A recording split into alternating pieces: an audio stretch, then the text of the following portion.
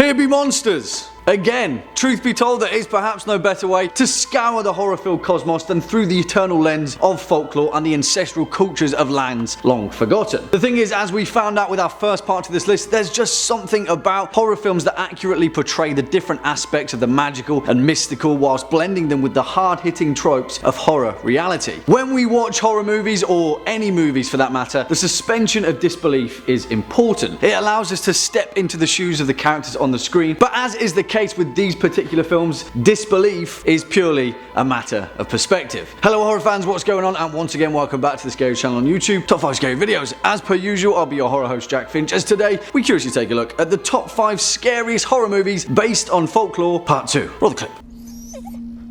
Sonics.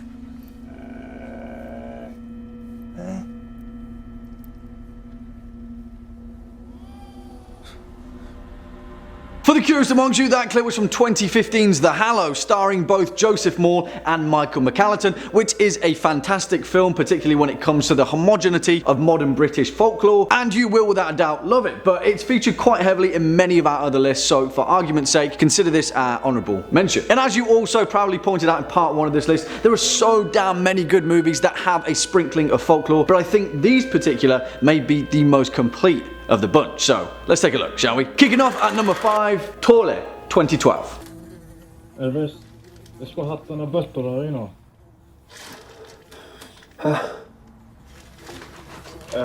Ska hatten Now, some of you may pronounce this film Thale, which is fine. I mean, it's Portray, but whatever. Say what you want. Okay, let's get this out of the way first and foremost. This film is low budget, like really low budget, as in $10,000 low budget. And that may perhaps detract from a few people's enjoyment of this film, because for the most part, you can tell that this film is low budget. There's no hiding it. But to hell with that, because even with the scratchy CGI, this film is perhaps the literal definition of folklore in horror cinema, focusing on one of Scandinavia's most legendary forest creatures, the Hulda, which are essentially the same sirens and succubi of Greek and Eastern mythology, encapsulated in this case as the legendary spirits of the wild woodlands of Norway. And while this film has a particularly bold premise, the magic of it comes with how much focus there is on the smaller details of the magical and the horrifying price that comes with meddling in such an ancient power. Written and directed by Alexander Nordas in his feature film debut, Portray tells the tale of two guys, Alvis and Leo, who are down on their luck but struggle to make ends meet by running a crime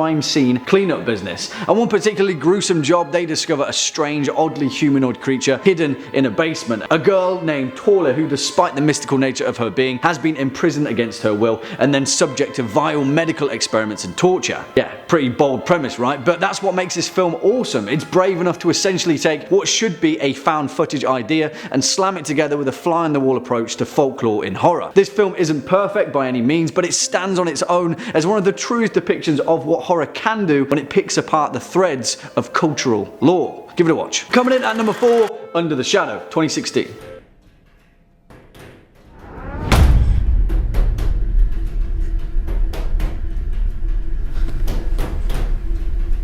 And let's preface this with the fact that this film is bleak. Really bleak, but also on the flip side to that coin, also strangely mystifying and alluring in ways that only the supernatural folklore and mythologies of the Middle East can be. And for those of you with Netflix, it's pretty much available to stream in every country, so you have no excuse to not watch this film, really. And also, whilst this film received the fickle appraisal service of a vast host of film critics, a fact that will oftentimes put some people off, it really does live up to its hype. And 2016's Under the Shadow does something with the horror genre that many films fail to do. It made itself historically relevant without once sacrificing any portion of its narrative to do so. It's seamless, and because of that, this film hits relentlessly hard on many different levels, carving its own place in the landscape of horror fiction, yet sitting beside films such as Jennifer Kent's The Babadook, as well as her 2018 film The Nightingale, two films that may give you a sense of the tone to Under the Shadow. Written and directed by Babak Anvari, Under the Shadow tells a tale of a mother, Shida, and her daughter, Korsa, who are caught amidst the final year of the Iran-Iraq war that ravaged throughout the late 1980s and find themselves sheltered in their apartment building in Tehran as the Iraqi army shell the city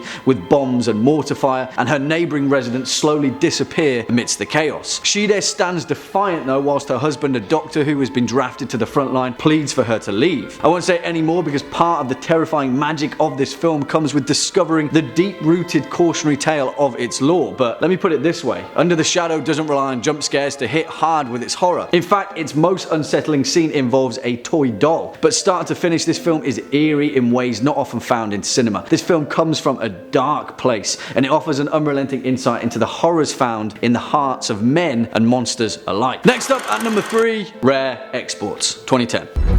We are standing on the biggest burial mound in the world. Tänne on haudattu jotain.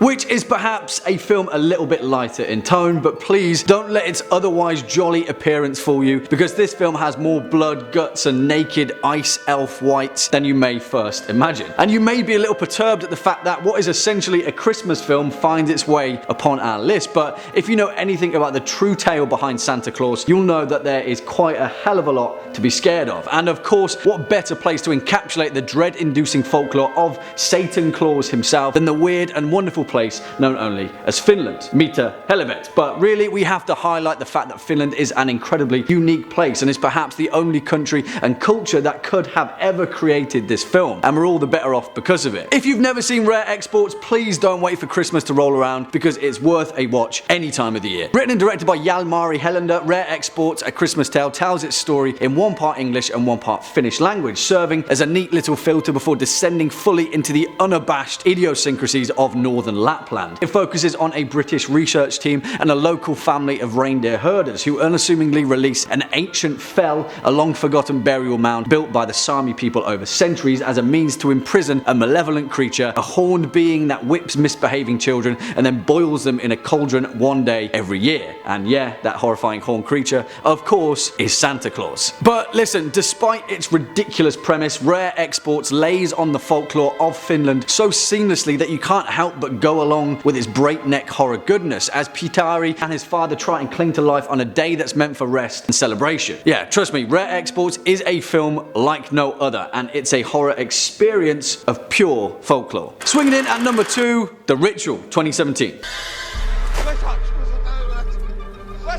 I saw shadows! What? I don't know! Took it! Hurt!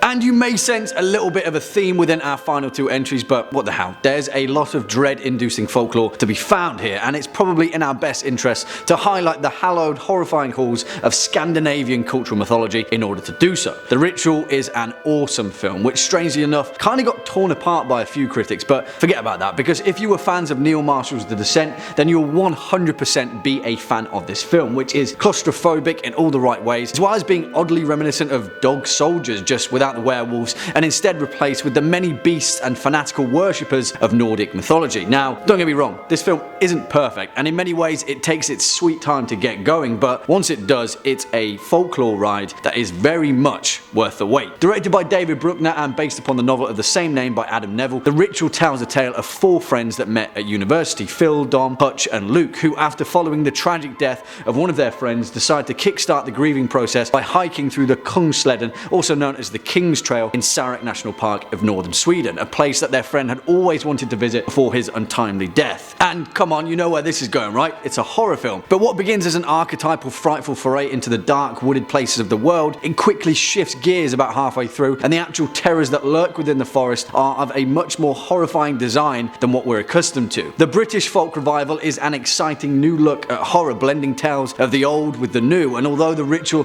has been somewhat overlooked by the subgenre down to its release direct to Netflix, it definitely deserves its place on this list. Give it a watch, you won't be disappointed. And finally, coming in at our number 1 spot, Troll Hunter, 2010.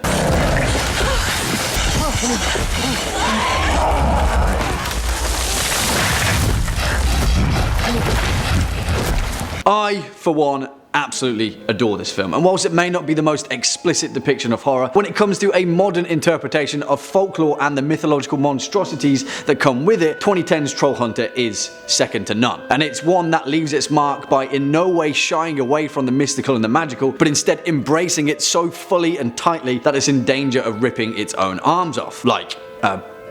like a giant troll. Despite being a film that probably wouldn't have been made without the reverence of folklore and the actual joy of gradually unwinding its narrative through a handheld camera, the quality of the craft behind Troll Hunter catapults it entirely into a league of its own. It's brilliant, and if you've ever been told to watch Troll Hunter but for some reason didn't, give it another look. Written and directed by Andre Øvredal, who would go on to create the fantastic 2016 horror The Autopsy of Jane Doe, and is built to tackle 2019's Scary Stories to Tell in the Dark, which, as a side note, is going to be equally awesome. Troll Hunter tells the tale of a group of students from Volda University College as they head to the remote regions of northern Norway in pursuit of a series of alleged poachers who are hunting bears illegally in the wild. Well, soon of course the students realise that it's not exactly bears that they should be searching for, but instead a colony of ravenous trolls, a race of mythical monstrosities known as the Jotun, the terrifying creatures that were allegedly defeated by Thor himself in the canon of Nordic mythology, but of course he must have missed a few. This film is so much fun that it's worth watching just for the thrill ride. Yeah, it may not be full frontal horror, and it's definitely a film that couldn't have been made in any other way than found footage, but when it comes to folklore, this film is exactly what it says on the tin. It's wholeheartedly Nordic. It exemplifies the folklore traditions of Norwegian culture by thrusting its canon into the heart of modernity, and when it comes to this list, it definitely deserves our #1 spot. Give it a watch. Well, there we have it, horror fans, our list for the top 5 scariest horror movies based on folklore. Part 2, what did you guys think? Do you agree, disagree? Have any more to add? Let us know your thoughts down in the comment section below, as well as any choice picks of your own, and who knows, maybe we can roll out a part 3. Before we depart from today's video though, let's first take a quick look at some of your more creative comments from part 1 of this series. First up, Radical Fred 1969 says, "Love you, Jack, you're my second favourite host after the Rebecca Falgate / Lucy McPhee tie. You're just not as cute as them. I always take notes when watching your videos, you've introduced me to so many great movies. Thank you." Well, first the worst, second the best, third the one with the hairy chest. So yeah, in that case, I'll take second place happily. Just kidding, of course, but thank you very much for the kind words. Cheers. Next up, Mr. Reasonable says, "What about the Golem?" Well, I actually haven't seen the Golem yet, and to be honest, I was kind of put off by the trailer. But hey, you know how the old saying goes, don't judge a movie by its trailer. I'll make sure to give it a watch, and who knows, maybe it'll make our part 3. On that note, unfortunately, that's all we've got time for in today's video. My voice is about to disappear. Just stick around all the way until the end. If you were a fan of this video, or just top 5 scary videos in general, you know the drill by now. Hit that thumbs up button, as well as that subscribe bell, and I'll be seeing you in the next one. As per usual, I've been your horror host, Jack Finch. You've been watching top 5 scary videos, and until next time, you take it easy.